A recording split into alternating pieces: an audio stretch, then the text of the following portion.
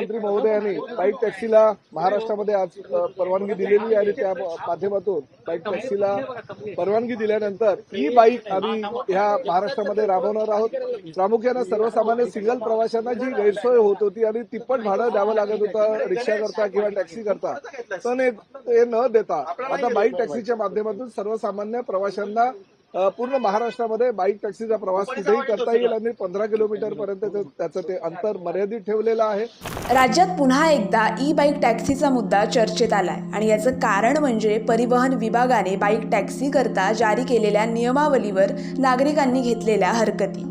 मुंबईसह महाराष्ट्राच्या विविध भागात ई बाईक टॅक्सी सुरू करण्याचा शासन निर्णय जारी करण्यात आला होता। यासाठी परिवहन विभागाकडून नियमावली तयार करण्यात आली होती।